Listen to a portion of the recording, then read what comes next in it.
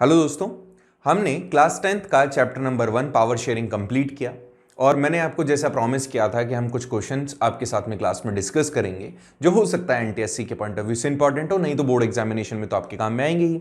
बाकी एनटीएससी में क्या क्वेश्चन हो सकते थे इस चैप्टर से वो मैं कोशिश कर रहा हूं आपके साथ में डिस्कस करने की आज के सेशन में। शुरुआत करते हैं आज के सेशन को, क्वेश्चन आंसर्स देखते हैं। मैं आपसे सिर्फ इतना सा चाह रहा हूं कि आप जब भी एक पेपर पेन लेके बैठे और इस तरह की जब क्वेश्चन आंसर सेशन हो तो उसमें अपने आंसर्स को एक साथ देखते चलें कि कितने आ रहे हैं। ठीक है, आपको क्या करना है, जैसे मैंने क्वेश्चन पढ़ा आपको पेपर पे उसका आंसर लिखना है पहले से, फिर मैं आंसर लास्ट में बताऊंगा तो आपको पता चल जाएगा कि आपने कितने क्वेश्चंस का सही आंसर दिया और कितने का गलत। तुक्का मत मारना, सोच के मत बैठना कि ये आंसर मैंने भी यही बोला था कि नहीं, उसको लिख लेना पेपर पे, तो अपने पास में प्रूफ रहना चाहिए। फिर आप मुझे टेलीग्राम पे पर्सनली मैसेज करके बताएंगे कि आपके जितने भी हमने क्वेश्चन डिस्कस किए उसमें से कितने आपके सही थे और कितने गलत गए। ठीक है, तो करें शुरू। तो पहला क्वेश्चन क्या है, लेट्स सी। फर्स्ट क्वेश्चन कहता है कि पावर को शेयर करना इस तरह के अरेंजमेंट में जहां पे जो गवर्नमेंट के डिफरेंट ऑर्गन्स हों उनको पावर मिल जाए, इस तरह का पावर अरेंजमेंट क्या कहलाता है? Okay, the power sharing arrangement among the different organs of the government is क्या है? अच्छा, पहले तो ये बताओ ऑर्गन्स कितने होते हैं। एक होता है लेजिस्लेचर, एक होता है एग्जीक्यूटिव और एक होता है जुडिशरी। एम आई राइट? और इनके बीच में पावर को हमने इक्वल इक्वल डिस्ट्रीब्यूट किया था ना, तो इक्वल इक्वल पावर डिस्ट्रीब्यूट किया है तो इस तरह के पावर को हॉरिजॉन्टल पावर शेयरिंग कहते हैं, जहां पे कोई किसी से बड़ा नहीं है, एवरीवन इज इक्वल। ये हमने डिस्कस किया था, आपको याद होना चाहिए, आई थिंक थर्ड लेक्चर में। Okay, so legislative, executive and judiciary.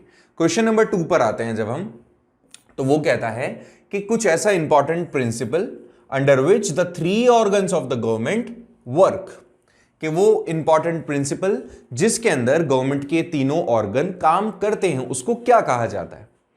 पहला, each organ can work freely.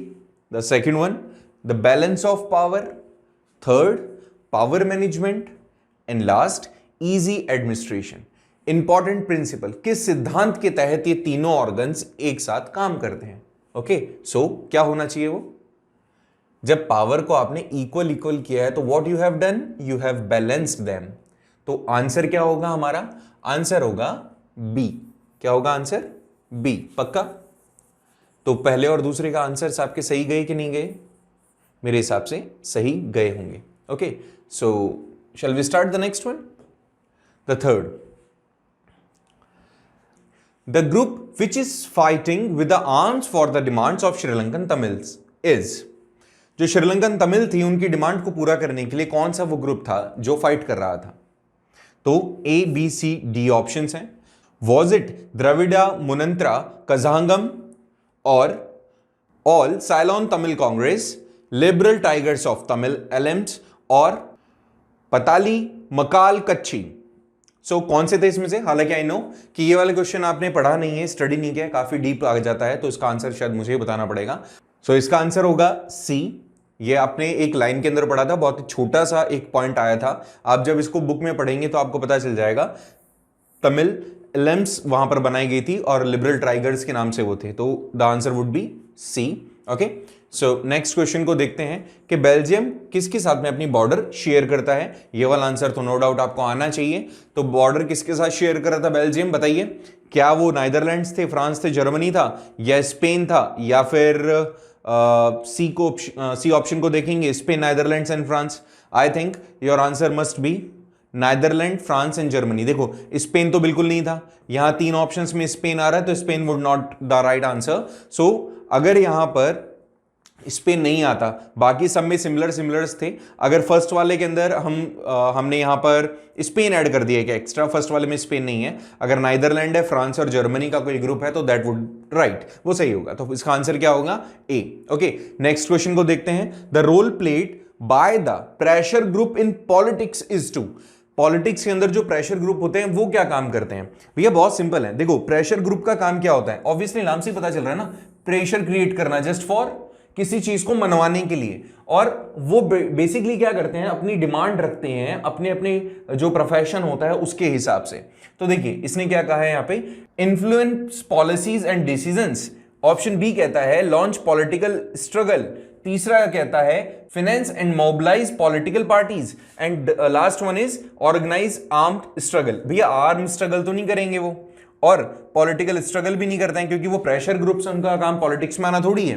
तो लेकिन वो करेंगे क्या, वो पॉलिसीज को इन्फ्लुएंस करेंगे, वो डिसीजंस को बदलने की कोशिश करेंगे। मैंने कहा, तुम्हें हमेशा कहा है, बताया है कि जो ग्रुप होंगे वो ग्रुप जो होते हैं कम्युनिटी वाइज होते हैं, वो अपने कम्युनिटी को बेनिफिट देने के लिए होते हैं। तो यहां पर भी इसने वही कहा है कि वो इन्फ्लुएंस करने की कोशिश करते हैं, कि उनको लगता है कि if the things are not going with them, कि जो भी चीजें होने वाली है वो उनके साथ नहीं जा रही है, सो उनको इन्फ्लुएंस करने की कोशिश करेंगे। तो right answer would B influence policies and decisions. Hopefully 5 में से आपके आंसर 5 सही गए होंगे। मैं एक्सपेक्टेशंस तो कर ही सकता हूं इतनी तो। चलिए नेक्स्ट पॉइंट पे आ जाते हैं, नेक्स्ट क्वेश्चन पे आ जाते हैं। Belgium has a bicameral, unicameral, dictatorship और ऑटोक्रेटिक। पहले तो तुम्हें नाम पता होना चाहिए, इन सबके बारे में समझ में आना चाहिए बेल्जियम में होता क्या है। भाई यूनिकैमरल होता है कि बाइकैमरल होता है? यूनिकैमरल और बाइकैमरल में अंतर ही नहीं पता होगा तो हम आंसर कैसे देंगे? बाइकैमरल यूनिकैमरल मींस, तो बाइकैमरल का मतलब अगर सिंपल फॉर्म में समझे तो जहां पे पार्लियामेंट के 2 हाउसेज होते हैं वो बाइकैमरल होती है, और यूनिकैमरल जहां पे एक ही हाउस होता है, सिंगल अथॉरिटी होती है जो भी डिसीजन लेती है, जो भी चुनती है। तो बाइकैमरल एंड यूनिकैमरल में आपको अंतर पता चल गया होगा। तो इंडिया कैसा है, बाइकैमरल है कि यूनिकैमरल है? इंडिया बाइकैमरल है। तो बाइकैमरल लेजिस्लेचर, जहां लेजिस्लेचर के 2 पार्ट हैं, जैसे 2 हाउसेज होते हैं ना, लोकसभा और राज्यसभा, वैसे यहां पर भी किस्सा है। क्या बेल्जियम बाइकैमरल था, यूनिकैमरल था, क्या डिक्टेटरशिप थी या ऑटोक्रेसी थी? ऑटोक्रेसी किंगशिप से आप ले सकते हो, किंगडम से आप ले सकते हो। तो वहां पर क्या था, बाइकैमरल था, आपको ये याद रखना है। ठीक है जी, नेक्स्ट क्वेश्चन पे आ जाते हैं अपन कि United progressive alliance United progressive alliance ये क्या है? यूनाइटेड प्रोग्रेसिव अलायंस क्या है? Is it a pressure group, collision party, regional party और इंटरेस्ट ग्रुप? ये क्या चीज है? तो याद करो, इसके पहले वाले लेक्चर्स में मैंने आपको बताया था कि कई बार जब बहुत सारी पॉलिटिकल पार्टीज लोकसभा में मेजॉरिटी गेन नहीं कर पाती तो वो एक साथ में आ जाती है, जिसको हम कॉलिजन कहते हैं। ठीक है, तो कॉलिजन का मतलब जहां बहुत सारी पॉलिटिकल पार्टीज एक साथ आ जाएं। तो ये एक तरीके का कॉलिजन किया हुआ है, but it is a kind of group. अब ये ग्रुप है, तो ग्रुप किसका है? पॉलिटिकल पार्टीज का। किसका ग्रुप है? पॉलिटिकल पार्टीज का।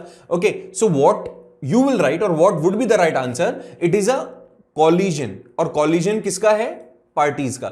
ना तो ये रीजनल पार्टी है और ना ये प्रेशर ग्रुप है, ये कॉलिजन है किसी का? पॉलिटिकल पार्टीज का। होपफुली ये चीज आप याद कर लेंगे। चलिए नेक्स्ट है कि ऑफिशियल लैंग्वेज श्रीलंका के अंदर जो सिंघाला लैंग्वेज है उसे कब ऑफिशियल लैंग्वेज बनाया गया था? तो आपको ध्यान है, इन्होंने एक एक्ट बनाया था, है ना? वो एक्ट कब आया था? It was in the year 1956। तो ये राइट आंसर वही होगा। अब मैं तुमसे पूछता 68, 78 और 96 कौन सा है? नहीं, इट वॉज 56। ओके, तो इसका राइट आंसर क्या होगा? 56। चलिए नेक्स्ट क्वेश्चन पे बात करते हैं अपन।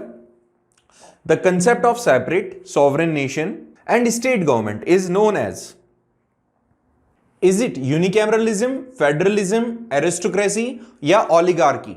क्या होता है ये? पहले तो इसका मतलब समझना जरूरी है। यूनिकैमरलिज्म के अंदर तो मैंने तुम्हें बता दिया, देयर मस्ट बी 2 ग्रुप और 2 लेवल और 2 हाउसेज।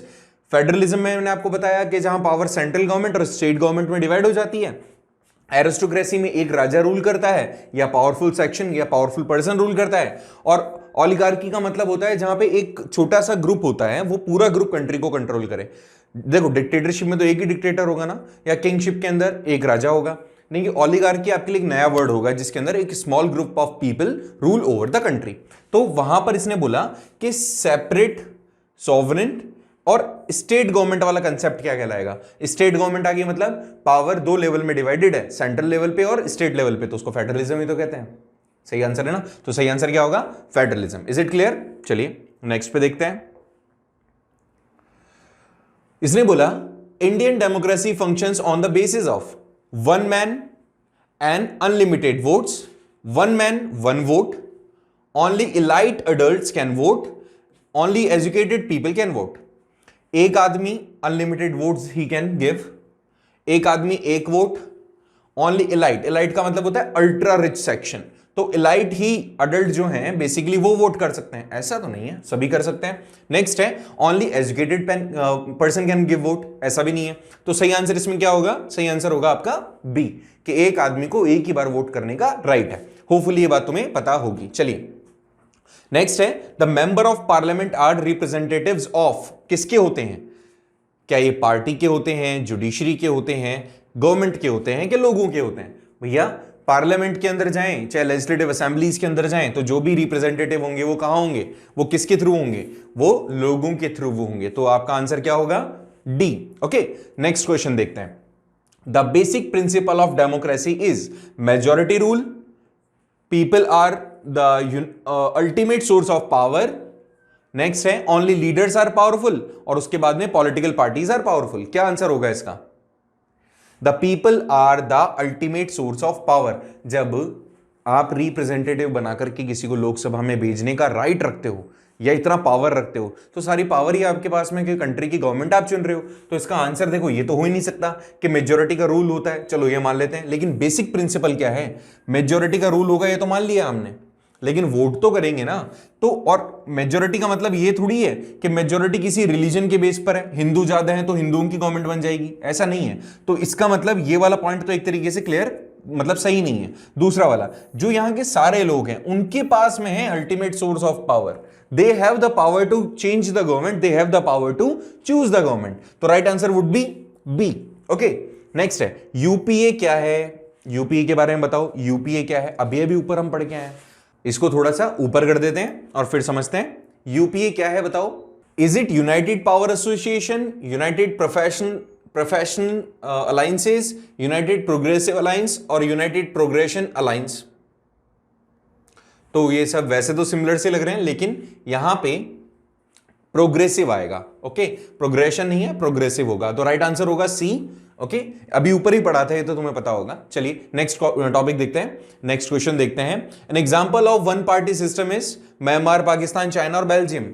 क्लास 9th का टॉपिक है। क्लास 9th के अंदर what is democracy, Y democracy के अंदर एक क्वेश्चन आता है कि वन पार्टी सिस्टम कहां देखा गया? चाइना के अंदर होता है वन पार्टी सिस्टम, जहां कम्युनिस्ट पार्टी वहां की रूल करती है। तो बेल्जियम भी ऐसा नहीं है, पाकिस्तान में भी ऐसा नहीं है, म्यांमार में भी ऐसा नहीं है, तो China would be the right answer. Next question है आपका 15, the country with a unicameral legislature is. अभी अपन ऊपर पढ़ के आए हैं भैया, ऊपर अभी हमने पढ़ा है वैसे तो कि जहां पे यूनिकैमरल लेजिस्लेचर है, तो क्या वो बेल्जियम है, क्या वो जर्मनी है, क्या वो फिनलैंड है, और क्या वो यूएसए है?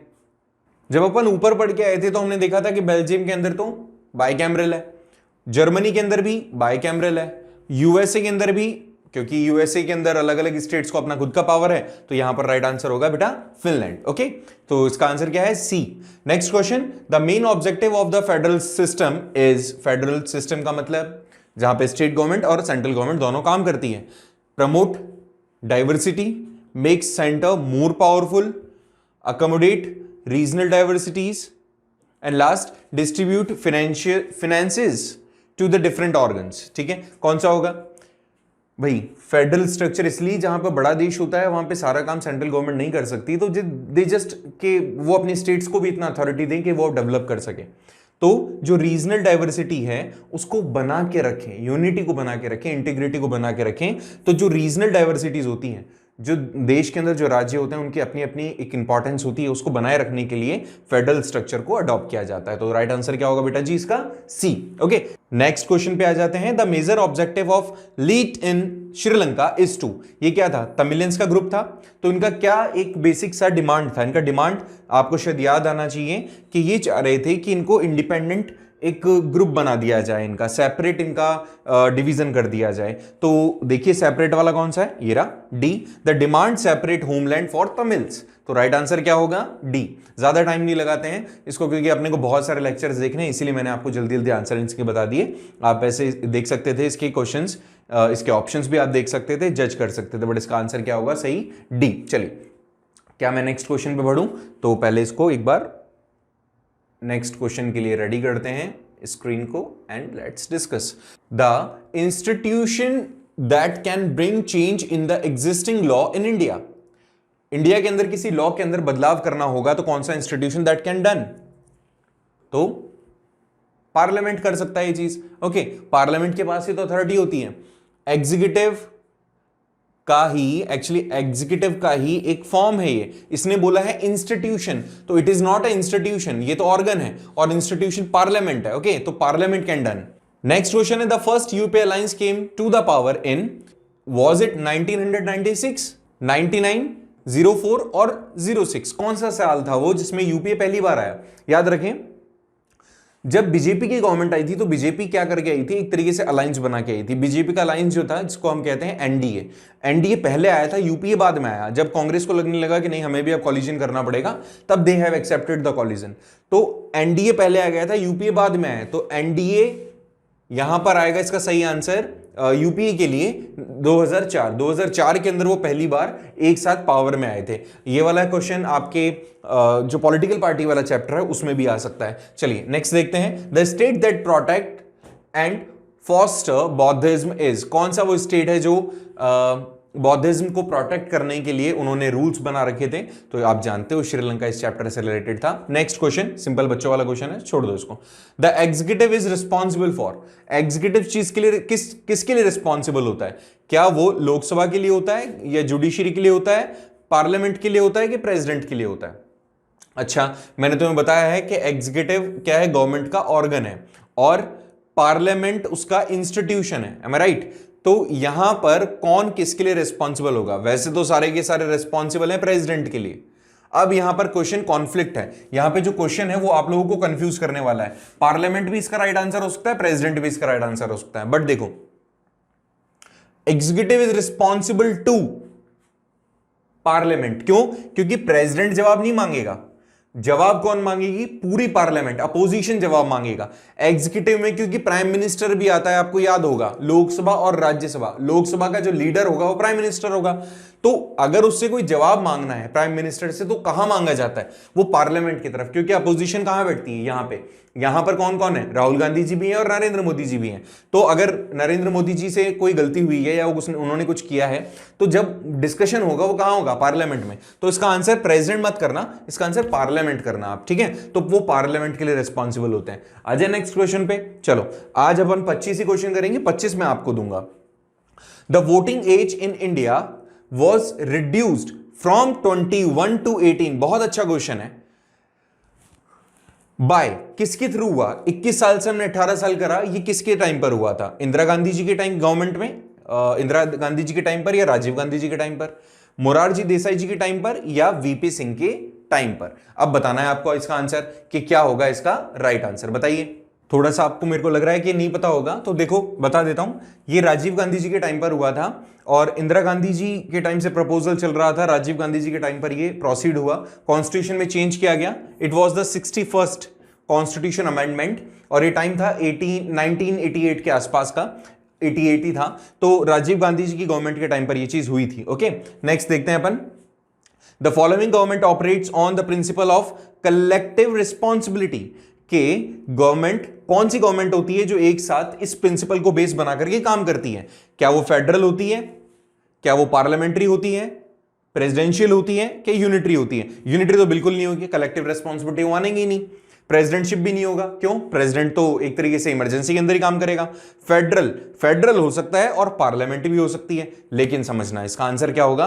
कलेक्टिव रिस्पॉन्सिबिलिटी पार्लियामेंट की आएगी, क्योंकि फेडरल स्ट्रक्चर में स्टेट गवर्नमेंट और सेंट्रल गवर्नमेंट अलग अलग हो गई। अब लेकिन जरूरी थोड़ी है कि सेंट्रल गवर्नमेंट और स्टेट गवर्नमेंट के बीच में जो रिलेशन वो बहुत ही स्वीटन हो, ऐसा नहीं होता। सो यहां पर सही आंसर होगा पार्लियामेंट्री फॉर्म ऑफ गवर्नमेंट, ठीक है? फेडरल में तो डिवीजन हो गया, लेकिन हो सकता है वहां दोनों जगह अलग अलग अपोजिशन पार्टीज हो, एक तरफ बीजेपी और एक तरफ कांग्रेस। राजस्थान का देख लो एग्जांपल। तो पार्लियामेंट्री फॉर्म ऑफ गवर्नमेंट अच्छा है, जहां पे राज्यसभा इज देयर कि अगर कुछ इस तरह का क्वेश्चन मार्क होता है तो they can do that. Parliamentary form of government, हालांकि ये इसी के टाइप के जैसा है फेडरल गवर्नमेंट का, लेकिन इसका आंसर क्या होगा? बी हो गया सही। क्यों? क्योंकि हमारे यहां पे पार्लियामेंट होती है जो एक तरीके से सारी चीजों को ऑब्जर्व करती है। नेक्स्ट आ जाता है अपना question 24। Democracy originated in, democracy सबसे पहली बार कहां पे ओरिजिनेटेड हुई? ओके, यूके में, फ्रांस में, ग्रीस में या फिर यूएस में? बताइए आंसर। डेमोक्रेसी का एक तरीके से आपको पता होगा ना, जो डेमोक्रेसी वर्ड है, डेमोक्रेटिया से बना है, ग्रीक वर्ड है ये, तो ये ग्रीस में हुआ था, याद रखें। ग्रीक वर्ड ये यहीं से सब कुछ आया है, ये जो सिस्टम है हमने वहीं से अडॉप्ट किया है, ठीक है? तो इसका आंसर होगा सी। और अच्छा क्वेश्चन है कि जो फर्स्ट जनरल इलेक्शंस हुए इंडिया में वो कब हुए थे? तो यहां पर 71 दे रखा है, 64 दे रखा है, 51 दे रखा है, 47 दे रखा है। 47 में तो आजादी मिली और डायरेक्ट ही गवर्नमेंट बन गई। राजेंद्र प्रसाद जी हमारे फर्स्ट प्रेसिडेंट बन गए, इंटरिम प्रेसिडेंट, अब आपको समझना है इसके बाद कब हुआ होगा। तो पहली बार जो जनरल इलेक्शंस हुए थे वो 51 में हुए थे, उसके बाद भी कांग्रेस का ही रूल रहा था। ओके, ये बट यहां पर ये ऑफिशियल हो गया था। सो लाइक दिस हमने 25 क्वेश्चंस यहां पे डिस्कस किए हैं, और रिमेनिंग जो 25 क्वेश्चंस होंगे I will send to you Telegram channel पे, मैं आपको भेज दूंगा, ज्वाइन कीजिए अगर आपने ज्वाइन नहीं किया है तो। इसके बाद में हम नया कुछ चैप्टर स्टार्ट करेंगे, हिस्ट्री का ही कुछ सेक्शन लेंगे, और हिस्ट्री के सेक्शन के अंदर आप मुझे सजेस्ट कर दीजिएगा कि नेशनलिज्म इन इंडिया पढ़ना है कि नेशनलिज्म इन यूरोप पढ़ना है। बहुत ही दोनों अच्छे चैप्टर्स हैं, बोर्ड पॉइंट ऑफ व्यू से भी और एनटीएससी के पॉइंट ऑफ व्यू से भी। आप जो बोलेंगे वो चैप्टर अपन कंप्लीट कर लेंगे, तब तक आपका काम है इस चैप्टर को, और जो पैरेलल 9th के चैप्टर्स डल रहे हैं उसको आप देखते जाएं, क्योंकि 9th का एक बहुत अपना इंपॉर्टेंस है, उससे जो क्वेश्चंस आते हैं वो बहुत सारे आ सकते हैं, और वो कहीं ना कहीं आप भूल भी जाते हो। 10th तो आप स्कूल में ही पढ़ रहे हो और हम भी पढ़ा रहे हैं, 9th वाले आपको थोड़ा पढ़ना पड़ेगा, क्योंकि लास्ट ईयर आपने ऑनलाइन स्टडी करी होगी, कहीं ना कहीं आप चूक गए होंगे। सो 9th वाले लेक्चर्स पैरेलल आप देखते रहें, क्लास 10th एनटीएससी जिनका टारगेट है मैं उनको कह रहा हूं, और ये वाला तो तुम्हें करना ही है। ओके, तो इसके साथ ही हम आज के लेक्चर को खत्म करते हैं। हम बात करेंगे नेक्स्ट नए चैप्टर के साथ में मिलेंगे आपको। हिस्ट्री का सेक्शन मैं सोच रहा हूं लेने की, आप बता दीजिएगा कमेंट बॉक्स में कि कौन सा पढ़ना है, हम उसी को चालू कर लेंगे। ओके, तो बाय बाय, मिलते हैं नेक्स्ट लेक्चर में, सी यू।